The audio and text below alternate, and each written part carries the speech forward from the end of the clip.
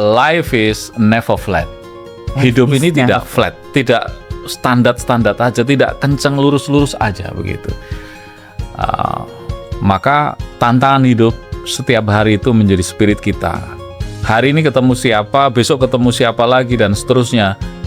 Jadi jangan melulu itu yang kita lakukan, yang kita temui. Jadi harus variatif hidup ini. Surround yourself with the people who will uplift you. Atau kelilingi diri kita dengan orang-orang yang dapat menginspirasi kita gitu. Karena kan seperti yang Bapak bilang, kalau kita cuma di circle atau di tempat yang sama kan kita juga jadinya ya kayak gitu-gitu aja. Khalif tu'raf. Berbedalah, khalif itu berbedalah, tu'raf niscaya engkau akan populer. Untuk menjadi orang yang populer kamu harus beda. Kita harus surround yourself atau uphold you. Kita harus keluar dari zona nyaman kita, Sobat Genius. 101.8 Welcome to G Podcast.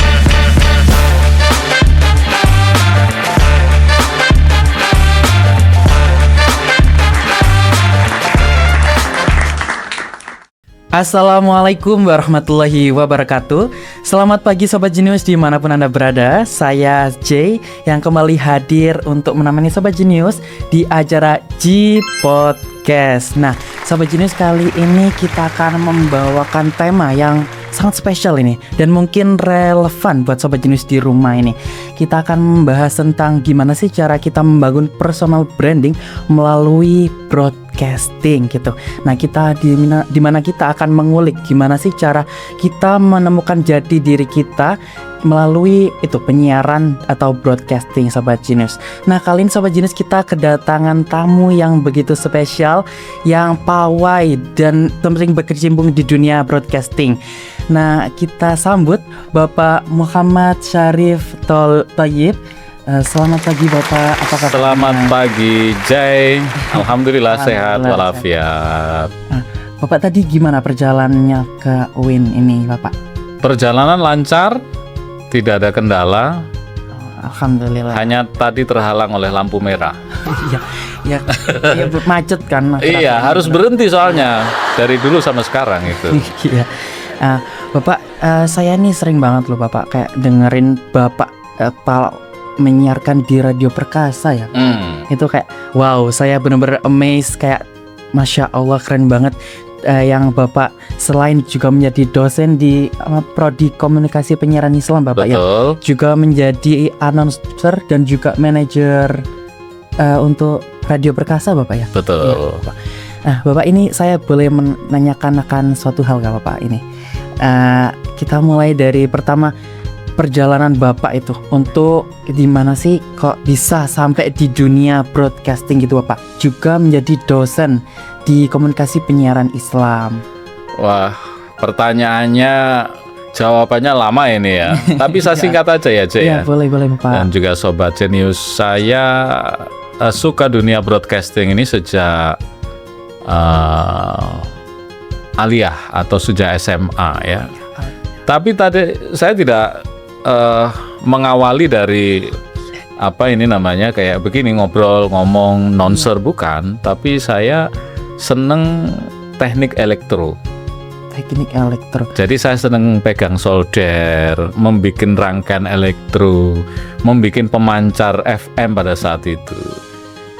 Jadi pada saat kita sudah punya pemancar, kemudian musiknya sudah ada, waktu itu pakai pita kaset, kita play begitu, kemudian kita keliling kampung, oh ternyata ada yang dengerin. Tapi ada satu yang kurang ini, penyiarannya siapa begitu. Nah, akhirnya saya memberanikan diri untuk siaran. Nah, di zaman saya tahun 95-96 saat saya di Madrasah Aliyah, saya di pesantren, jadi public speaking itu terasah ketika ada pelajaran khitobah. Khitobah itu ada mata kuliah khitobah kayaknya di bahasa Arab atau di dakwah ada. Seperti apa itu Bapak? Khitobah itu pidato. Oh, pidato. Assalamualaikum warahmatullahi wabarakatuh setiap malam Jumat. Nah, itulah yang saya pakai untuk latihan. Oh, berarti jadi penyiar itu juga sebagai ahli pidato.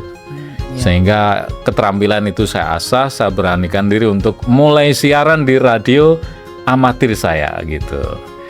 Nah, itu berlanjut ketika saya lulus aliyah, kemudian saya kuliah di Malang. Saya juga aktif di radio kampus seperti Genius ini. Jadi itu pun juga saya tidak berangkat dari seorang penyiar, teknisi saya ini. Teknisi bawa solder kemana-mana, bikin tower aja bisa.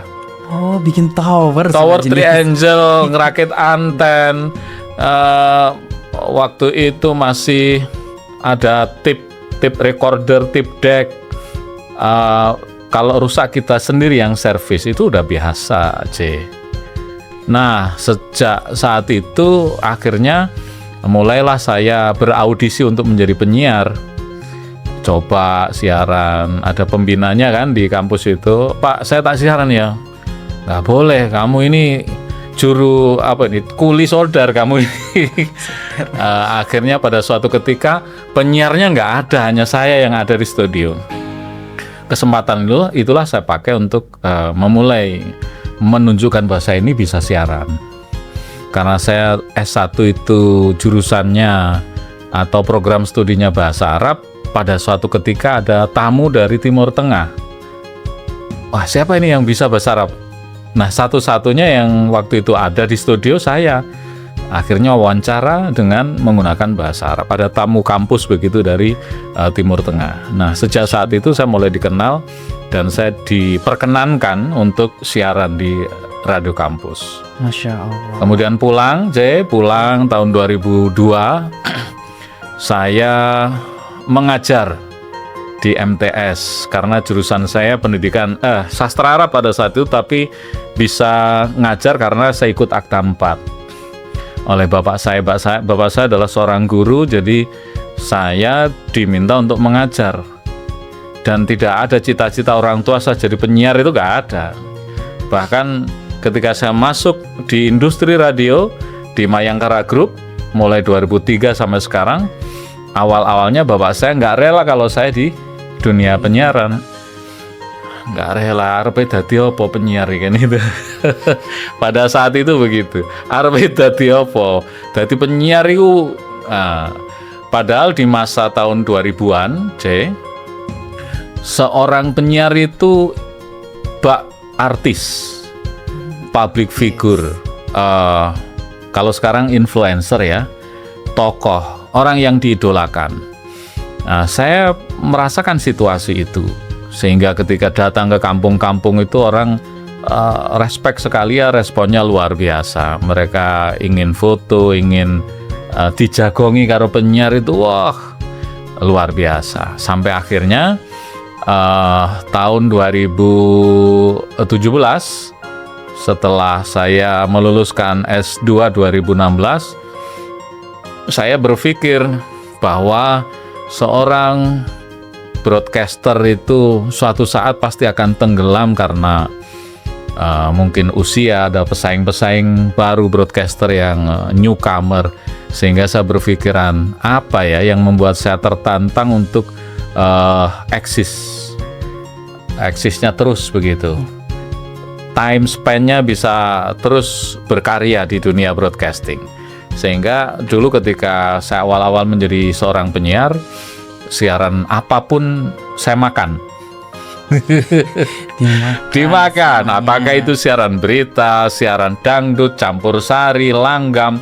Bahkan saya pernah siaran hanya nunggui wayang kulit. Wayang kulit. Pernah tahu wayang kulit? Yang kayak wayang kulit yang mainin gitu Pak. Nah, waktu itu kan kita hanya muter aja gitu ya. Malam Jumat dan malam Minggu. Sugeng dalu para pamirsa ya gitu. Sugeng midhangetaken ringgit wacucal sedalu natas. Itu saya makan juga, artinya sebagai seorang announcer itu apapun, karena kita ini ibarat wayang, apapun yang diminta oleh manajemen kita siap. Siaran dangdut pernah, siaran pop anak muda juga pernah, siaran bergaya apa namanya ya, punya beberapa karakter juga pernah, karakter tua, karakter konyol gitu pernah juga. Dan saya berakhir dengan siaran jurnalistik, bahas tentang isu-isu sosial, politik, ekonomi yang ada di seputar kita di Tulungagung dan sekitarnya. Itu C. Itu mulai di tahun berapa Pak kira-kira? Kalau di industri 2003 sampai sekarang. Oh, lama banget ya Bapak ya. Nah, sama lahir tahun berapa? Saya 2006 Bapak. Wah, Belum lahir malah. Udah aktif Bapaknya. sampean belum lahir, saya sudah nongol di radio. Ya, Bapak. Berarti betapa tua saya sekarang ya. Ngomong-ngomong udah tua dan lama gitu kan Bapak. Apa sih yang mendasari Bapak itu kayak tertarik gitu? Kan ini tadi udah di-spill kan Bapak sedikit. Nah, menurut Bapak itu apa yang membuat kayak di dalam penyiaran atau broadcasting ini itu mampu membrandingi kita gitu Bapak? Wadah gitu. Ya, pertama begini, karena saya ini lahir dari keluarga seorang pendidik ya. Doktrin atau keinginan orang tua saya menjadi seorang guru. Pada suatu ketika saya audisi di Mayangkara Group itu ditanya sama direktur HRD,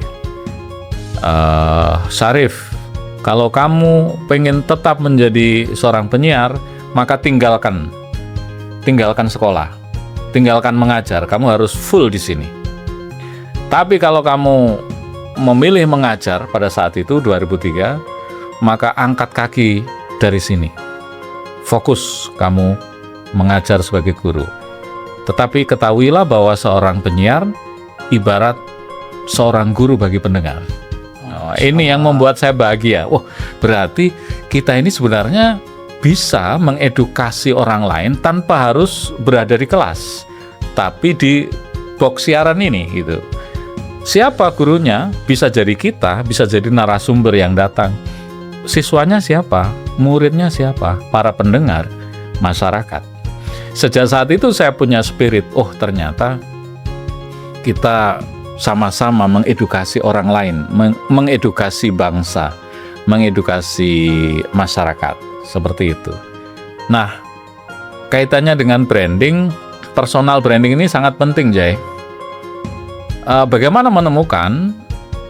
Kalau saya dulu, ini cerita saya aja ya. Ya, Bapak. Kalau saya dulu mengidolakan seorang penyiar yang hit. Kebetulan ketika saya di radio yang bersegmen atau yang punya acara jurnalistik, berita, saya mengidolakan salah seorang penyiar dari Suara Surabaya, namanya Mas Iman. Oh, saya suka banget sama beliau, sehingga ketika siaran saya rekam, saya dengarkan benar apa aja yang menarik dari sosok dia, kemudian coba saya duplikasi. Saya akan tiru gayanya, tiru ketawanya, tiru salam pembukanya sampai akhir. Jadi itu yang awalnya. Sehingga kalau kita mau jadi seseorang yang hebat, kadang kita meniru dulu. Karena kita belum apa-apa pada saat itu. Masih belum ada background gitu kan Bapak? Betul. Ya, Bapak, tadi kan Bapak menyinggung tentang ciri khas gitu Bapak. Mungkin di sebagian mahasiswa itu Bapak, itu kan kayak bingung. Ada yang sampai takut gitu untuk memulai perjalanannya mungkin di dunia broadcasting ini Bapak. Nah, menurut Bapak gimana sih langkah yang paling tepat sebagai mahasiswa untuk menemukan jati dirinya atau ciri khasnya di dalam ini materi broadcaster gitu-gitu? Seorang broadcaster itu adalah aktivitas yang kreatif ya, enjoy itu nikmat. Jadi kita harus menikmati posisi kita. Kalau memilih broadcaster sebagai jalan hidup atau madhab hidup atau thorikoh dalam hidup, maka ya harus enjoy di profesi ini, harus enjoy. Kemudian kedua, kecenderungannya di mana? Karena varian seorang broadcaster itu banyak sekali. Apakah mau broadcaster di bidang musik, tentang musik, atau misalkan tentang pengetahuan, tentang pariwisata, Ya, tentang politik, sosial, atau bahkan tentang ekonomi bisnis, style, lifestyle dan macam-macam. Jadi kecenderungan itulah yang nanti akan menentukan sampean ciri khasnya bagaimana, kecenderungannya di mana. Kebetulan saya seneng dengan diskusi tentang ilmu-ilmu sosial, diskusi tentang politik, sehingga sampai sekarang saya siaran jadi host sebuah talk show namanya Warung Kopi Plus Plus di Radio Perkasa. Itu sudah belasan tahun berjalan dan sampai sekarang masih eksis. Kenapa? Karena saya enjoy ketemu dengan banyak orang, ketemu dengan banyak isu, banyak tema yang menuntut kita untuk terus belajar setiap saat. Insya Allah gitu. Bapak menanggapi tentang ini tadi kan, tentang lifestyle gitu. Menurut Bapak, apakah kayak boleh gitu Bapak, kayak kita sebagai broadcaster baru gitu, kayak meniru nanti itu tapi kita dimix sama dari ciri khas kita gitu Bapak? Apakah itu kayak melanggar kode etik gitu? Oh, enggak ada, enggak. Boleh-boleh saja kita mengenal istilah 3N, niru, nerokne, nambahi. 3N Sobat Genius. Iya. Gimana itu Bapak berarti? Ya artinya pertama harus meniru dulu siapa yang diidolakan. Oh iya, berarti ada sosok figur gitu Bapak untuk ditiru gitu. Karena kita bukan apa-apa. Artis suka siapa, penyanyi sampean suka siapa. Saya dulu suka si A misalkan, saya niru gayanya, niru bahkan lagu-lagunya harus hafal, profilnya kita paham. Kemudian kita tiru. Oh ya, ada N yang tadi kelupaan itu, niteni. Jadi nerokne, niteni, kemudian nambah. Iya. Setelah nerokne, kemudian dititeni, terakhir kita nambahi dengan ciri khas kita. Oh gitu Begitu. ya Sobat Genius. Bincang tentang 3N Bapak ya. Ya, Ya itu mungkin itu bisa menjadi sebuah ilmu bagi kita gitu, yang dimana kadang-kadang kita itu sebagai broadcaster baru gitu Bapak, sering kan kayak merasakan kayak takut dijudge, kurang pede, atau kayak ngerasa insecure gitu Bapak. Itu gimana Bapak dari ilmu itu biar untuk meminimalisir dari kata-kata kurang pede, takut dijudge gitu-gitu Bapak? Mungkin relevan ya Sobat Genius di rumah gitu, kayak dengan rasa-rasa seperti itu gitu Sobat Genius. ya tidak pede, nervous, Ya. itu ada kaitannya ya. Iya. Kalau saya, pengalaman saya ketika mau tampil kita harus menguasai materi dulu. Menguasai materi itu adalah 50% sukses. C. Iya. Dikuasai dulu materinya, apa ini. Kalau misalkan membawa sebuah acara, siapa narasumbernya, titelnya, latar belakang atau profilnya kayak apa, ini mesti dikuasai dulu. Yang kedua, kita jangan berpikir atau jangan ngikuti patokan orang lain. Waduh, si Kak ini kok begitu hebatnya ya, apa bisa saya seperti dia? Si Kak ini kok begitu hebatnya ya, apa bisa? Kalau kita terpaku dengan kemampuan orang lain, seolah-olah kita ini selalu merasa di bawahnya. Insecure terus gitu. Oh, Jadi kayak benar. kemunduran terus yang dirasakan gitu Bapak ya. Jadi ukuran itu ya kita i'timadu 'alan nafsi asasun najah. Jadi percaya diri itu adalah kunci kesuksesan. Itu artinya ya Sobat Iya, Genius. dan begini, Ingat-ingat. setiap orang itu pasti ada keistimewaannya. Jadi Tuhan memberikan perangkat kepada kita ini, termasuk kecenderungan kita. Ini kan sifatnya given ya, anugerah dari Allah SWT, dan pasti ada nilai pembedanya. Likulli ra'sin mazaya. Setiap kepala kita ini pasti punya keistimewaan sendiri-sendiri. Itu yang membuat saya percaya. Saya punya kemampuan, mungkin orang lain tidak seperti kemampuan saya. Ya. J juga begitu. J punya keistimewaan yang saya tidak punya gitu ya. Nah, itu yang membuat saya percayalah terlebih kalau menghadapi orang manusia begitu ya, sama-sama manusianya, makannya juga nasi, Iya sama ya. iya kan? Iya betul Bapak. FYI kita sering juga kan Sobat Genius dengerin kata-kata we are born with unique abilities and passion, yang dimana artinya itu kita terlahir dengan kualitasnya masing-masing dan ciri khasnya masing-masing. Nah, yang itu disampaikan Bapak gitu dalam bahasa Berarti Arab. C sangat luar biasa di bidang bahasa Inggris ya. Amin amin. Bapaknya juga gitu. Terus Bapak, di tengah hadirnya podcast di media sosial gitu Bapak ya, kita sebagai generasi muda juga selain takut dijudge itu kan, kita mungkin di radio itu kan ada kayak rasa kayak takut dijudge norak gitu Bapak. Apa kayak radio kan bersifat seperti kayak udah usang gitu Bapak. Itu gimana Bapak kayak menanggapinya gitu? Kan ada kemarin kita tuh melakukan seperti sebuah polling gitu Bapak. Gitu. Gimana cara Bapak untuk menyikapinya, atau gimana kita preventnya gitu Bapak?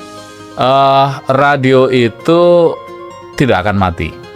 Tidak akan mati. Radio itu akan bertumbuh sesuai dengan situasi dan kondisi masyarakatnya.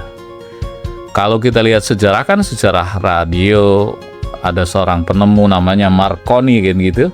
Kemudian pada saat itu radio hanya dipakai untuk alat komunikasi antar kapal, dan sampai sekarang itu masih ada antar kapal di tempat yang sangat terpencil di benua apa begitu yang tidak ada signal seluler, itu bisanya hanya dengan radio.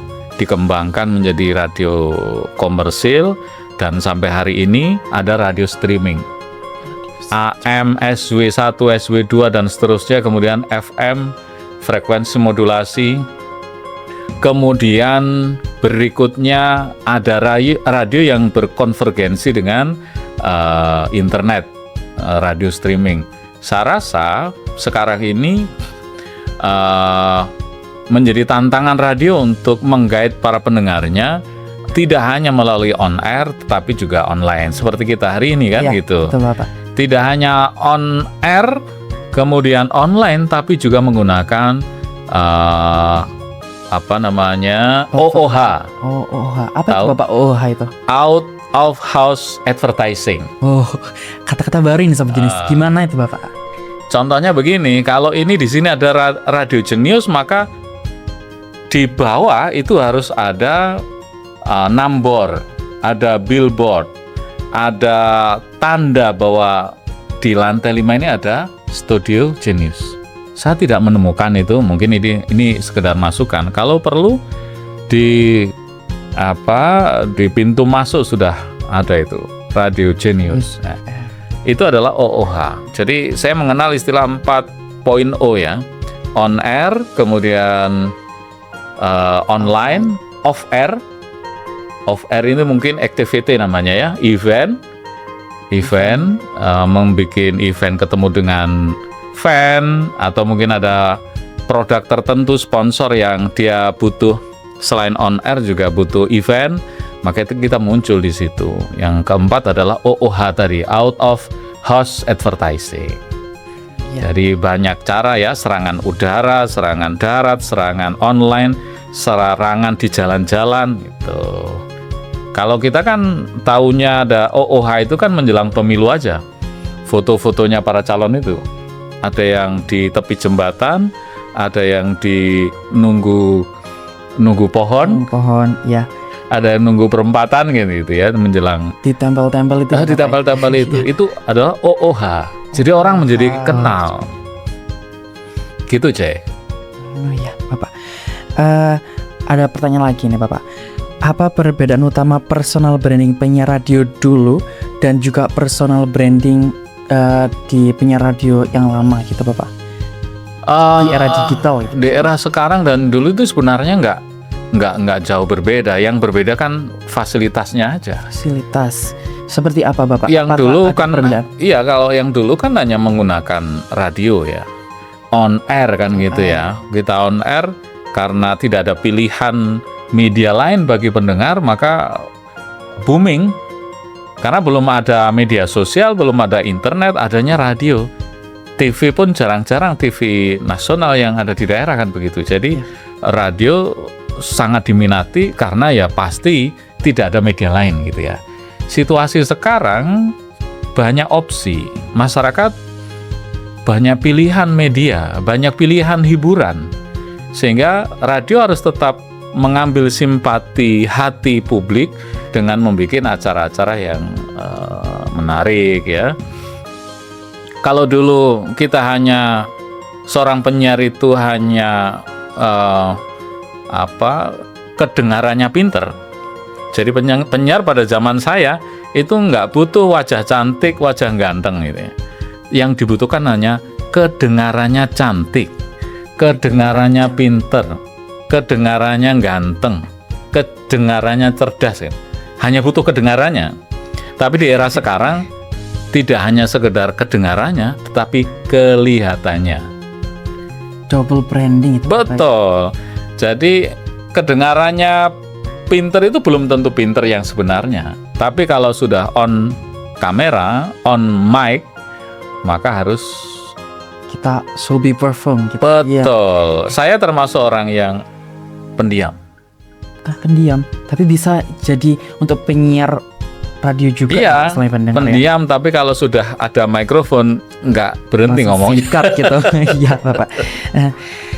Berarti intinya tadi itu kita mengelaborasikan antara digital technology sama dimana untuk radio yang lama gitu Pak, untuk mempromosikan juga membranding diri kita gitu sebagai broadcaster gitu. Dan begini, C, kalau dulu pendengar itu kan hanya mendengarkan. Iya. Kalau kita di radio di era sekarang itu, mereka yang ikut atau memfollow media sosialnya radio pendengar. Mereka adalah komunitas digital. pendengar, iya. Jadi meluas. Kalau orang bilang, oh sekarang radio nggak ada, loh ada. Dalam bentuk apa? Streaming.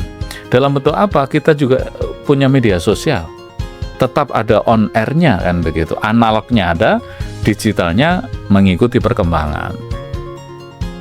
Gitu. Jadi nggak boleh ketinggalan. Dan kalau kita lihat cerita di beberapa negara modern, radio itu tetap menjadi media yang paling cepat.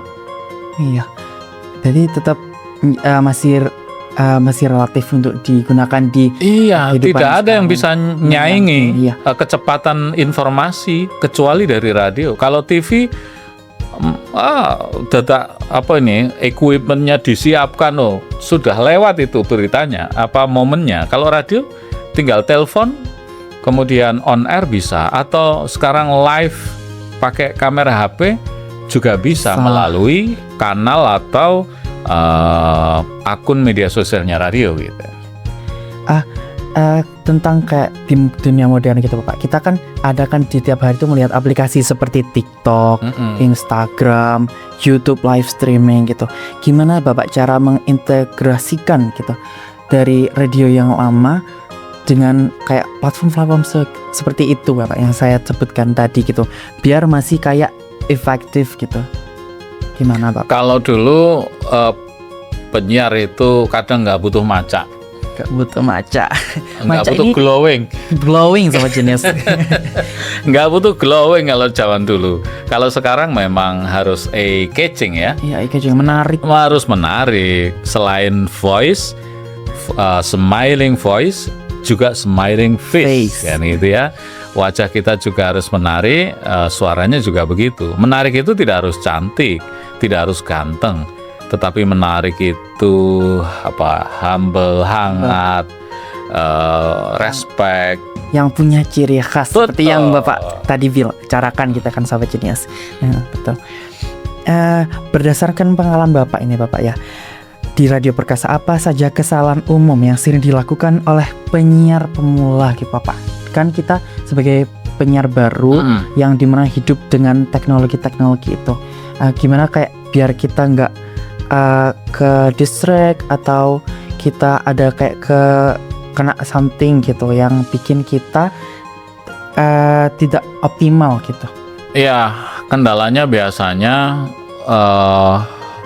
announcer pemula itu dia mudah menyerah, merasa aku nggak bisa ngikuti pola, saya nggak seperti dia dan seterusnya. Maka tidak boleh itu, harus terus punya semangat. kemudian dia apalagi menjadi mahasiswa kan banyak tugas misalkan, atau sudah bekerja di tempat lain, dia ada banyak urusan, merasa bahwa hidup ini kok susah ya, bagaimana saya fokus menjadi seorang announcer sementara di luar sana banyak aktivitas yang menyita perhatian saya atau waktu saya. Maka menjadi seorang penyiar harus profesional. Jadi walaupun di luar studio ini susah, Iya. barusan diputus cinta, Harus tetap profesional. harus tetap profesional. Apapun keadaannya gitu Pak. Langsung Apapun, tak walaupun gempor. langit runtuh. Langsung tentu ini Sobat Jenius. Terus kemudian berkumpul dengan orang-orang yang positif, berkomunitas ya. Iya. Jadi itu sangat penting. Kemudian juga cari mentor, cari senior yang bisa menjadi mentor, teman, sahabat, dan sekaligus guru. Kalau di sini mungkin ada pembinanya. Terus saja komunikasi, sharing. Dan sekarang ini lebih gampang, C. Di era sekarang ini mencari tutorial itu gampang sekali kan? Karena kan ada sosial media balik lagi ya Bapak ya. Kita tinggal kita klik gitu. Contoh siapa ini yang mau jadi mentor di broadcasting gitu. Nanti Betul. udah tertera banyak gitu. Ya. Semua tutorial kayaknya ada. Bahkan tutorial mau masuk surga pun ada. Tutorial masuk surga Sobat Jenius. Sedetail itu di Iya. dunia modern sekarang Sobat Jenius. Betul. Kesalahan berikutnya kalau dia sudah mulai tenar. Nah ini, kalau sudah mulai tenar biasanya penyakitnya dia sudah merasa sok artis. Iya. Kalau sudah merasa sok artis itu merasa pencapaiannya sudah ada di level tertinggi, nggak butuh belajar, nggak butuh memperbaiki diri, nggak butuh pendapat orang lain. Nah itu harus hati-hati. Kalau sudah mulai agak terkenal itu biasanya agak ya, Iya. agak itu malah membuat menjadikan bahaya buat kita. Padahal orang-orang yang sukses di posisi puncak, bahkan levelnya nasional, bahkan internasional, mereka terus belajar. Saya terus belajar. Saya juga pesaing J juga pesaing saya. Sehingga bagaimana kita berlomba-lomba dalam kebaikan, terus mengupgrade diri, cari tantangan baru, cari kesempatan-kesempatan yang membuat kita lebih maju, begitu. Bapak, tadi kan kita udah berbincang dari kayak tentang personal branding, tentang menemukan ciri khas, dan juga tentang radio yang lama dan juga modern gitu. Boleh Bapak ini dikasih conclusion atau kesimpulannya gitu Bapak? Dan untuk pesan-pesan buat Sobat Jenius yang ada di rumah gitu Bapak. Ya, simpel saja. Saya ikuti pesan orang Arab karena saya S1-nya bahasa Arab. Oh, S1-nya bahasa Arab. Iya, biar kelihatan Penginjilan. Arab gitu. Berarti jauh banget gak sih Pak dari bahasa Arab ke penyiaran gitu kan? Kayak wow. Iya, ini tantangan. Saya mengikuti madhabnya Agnes Mo. Agnes Mo, Iya. Agnes Moncong atau siapa Pak? Agnes Moncong atau siapa Pak? Agnes Monica. Oh, Agnes Monica Sobat Jenius. Wah. Ikuti, ini yang pertama, tips ya. Life is never flat. Hidup is ini never tidak flat, tidak standar aja, tidak kencang lurus aja begitu. Maka tantangan hidup setiap hari itu menjadi spirit kita. Hari ini ketemu siapa, besok ketemu siapa lagi, dan seterusnya. Jadi jangan melulu itu yang kita lakukan, yang kita temui. Jadi harus variatif hidup ini. Kemudian kedua adalah khalif tu'raf. Khalif tu'raf, apa itu Bapak? Berbedalah, khalif itu berbedalah, tu'raf Bedalah. niscaya engkau akan populer. Nah, untuk menjadi orang yang populer kamu harus beda, jangan sama gitu. Nerok apa tadi? Nerok 3N ya Pak? apa tadi? Nerok ne Niteni teni nambahi biar berbeda. Itu saja sih, J. Oh iya Bapak, luar biasa sekali Bapak diskusi kita di G Podcast pada hari ini. Ternyata broadcasting itu bukan tentang cuma soal berbicara ya Bapak ya, tapi berbicara tentang meletakkan nilai identitas kita dengan cara berbicara itu. Kita juga menyinggung tentang ciri khas. Kita juga menyinggung tentang ini tadi, berani berbeda untuk menjadi terkenal. Ada lagi juga tadi Sobat Jenius pesan bapaknya untuk surround yourself with the people who will uplift you, atau kelilingi diri kita dengan orang-orang yang dapat menginspirasi kita gitu. Karena kan seperti yang Bapak bilang, kalau kita cuma di circle atau di tempat yang sama kan kita juga jadinya ya kayak gitu-gitu aja. Kita pesannya dari bapaknya tadi, kita harus surround yourself atau uphold you. Kita harus keluar dari zona nyaman kita, Sobat Jenius. Terima kasih banyak Bapak atas kesempatannya mampu meluangkan waktu di G Podcast kita kali ini.